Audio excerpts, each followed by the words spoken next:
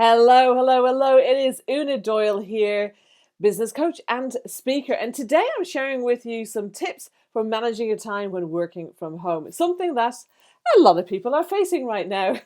Now, I've actually been working from home for over 17 years. So this is my normal way of doing business. However, even for me, there's been a few other things that have made this a bit different.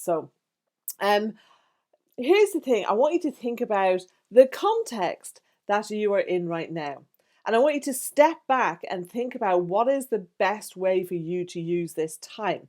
Now, you may be able to do business as almost usual. So, for instance, I'm still coaching my ongoing clients, I'm still doing my marketing, the things that I would typically do. However, there's been some extra things that I've been doing and some other things I've not been doing. And so you've got to look at what is your scenario. Are you running your own business? Are you used to being in an office environment? Or used to having other people in an office environment? Have you had to pretty much shut down? Are you pivoting? So you've got to take all those things into account. And I think now that the initial flurry of the lockdown, things are people are settling in a little bit now. Um, and so I think it's a really good time to just make sure that you do take that step back and just review what is actually most important right now. Now, look, for some of you, you may have young children or teenagers that need some attention. You may be on your own, maybe you've got a partner with you, to help with that, and to take part of that responsibility. So you've got to allow for the fact that if you have got some caring responsibilities, which could be, doing some shopping for an elderly parent who isn't able to do it or somebody vulnerable, like you may have things like that that actually could really eat into your day, and you need to allow for that. So you've got to be realistic about what is possible for you right now. There might not be a lot of change and you're just working from home, or maybe there is a lot of change. You're needing to deal with that change emotionally. You might be needing to deal with the fact that you're spending a lot more time with people that you don't normally spend as much time with. And that can create a different dynamic into your working life and also into what is going on for you emotionally and mentally. So, it's really about taking stock of that first and then deciding how many hours do I actually have available and want to work right now.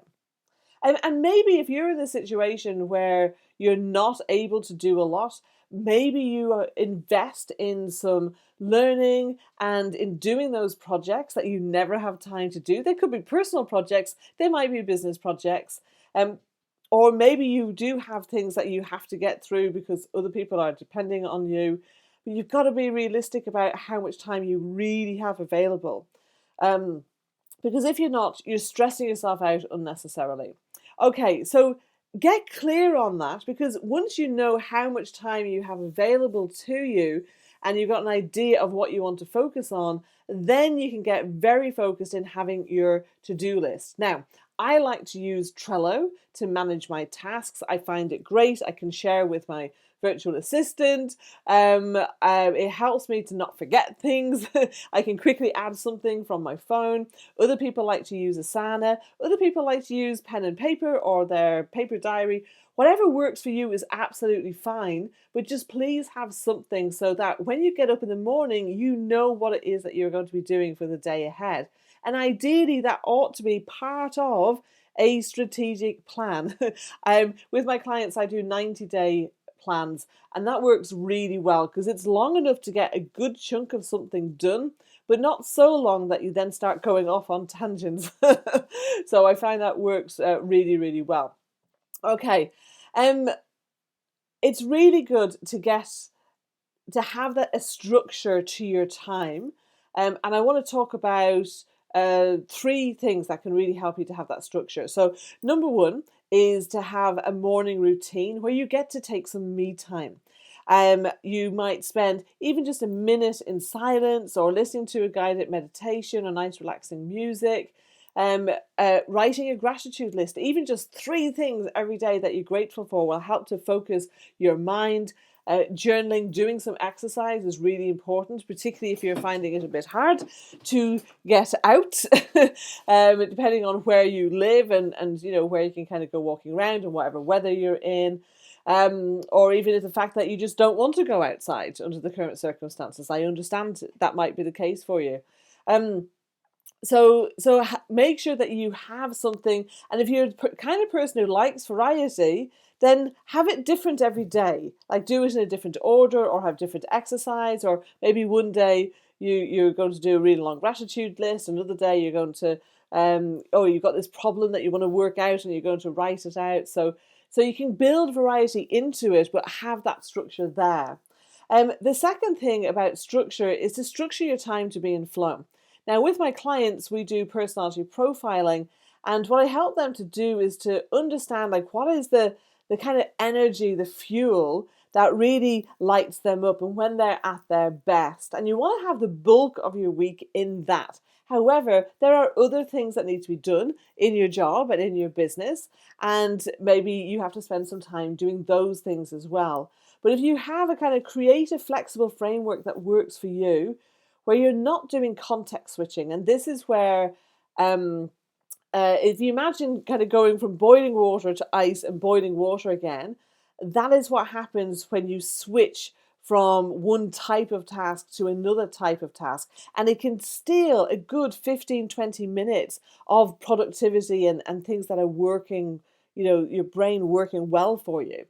So try and batch like-minded, like energy type tasks together. And if you create a structure for that, so that you're not doing, like, you might want to do all your calls in the afternoon, or maybe you prefer to do them in the morning. I like to do my creative work in the morning and do my coaching calls in the afternoon where possible. So think about the way that you want to structure your time and what works for you. And if something doesn't work, you can change it. You'll be able to do that. And then the third thing that I use to really help me structure my time is a tool called focusmate.com. You can do it for free. You can do 3 sessions for free every week. And if you want to do more than that, it's only $5 for each month to be a part of that. And if that is even too much for you, they are accepting applications for bursaries so that you don't have to pay. So how FocusMate works is that it's virtual video co-working. So imagine taking that co-working experience from your local kind of office building into your own home. And that's really what it's like. I've done over 1,700 FocusMate sessions so far. And it's so easy. You sign up, you book a session, you click the video icon to get onto the session, and you just you just scale it down so that they're in the corner. It's just you and one other person, and you have a quick introduction. It should only be like a minute, 2 minutes max at the beginning, where you say who you are and what you're focusing on in that session. And then you crack on with the work. And there's just something magical about having another person there that really, really helps. So that's something that is absolutely amazing. And you might like to there's a quiz, it's called the Four Tendencies by a lady called Gretchen Rubin. And that helps to understand if you're the kind of person who really benefits from accountability. So FocusMate acts as kind of in the moment accountability, but it's not the same as actually having a coach or an accountability partner. So I would also look at having that, so that I have this deadline when I have committed to doing X, Y, Z, and this person is going to be checking up on me. So you get that to an extent with FocusMate, but it's not the same as, okay, for my 90-day plan, I want to achieve X, Y, and Z, and then actually having somebody checking in with you every week or 2 weeks to see, are you actually keeping on track with those things? Okay, so what else? We've talked about getting focused. Oh, right. So one thing that will really, really benefit you is stop watching the news, stop mindlessly scrolling social media. If you have notifications, I have turned off all my notifications.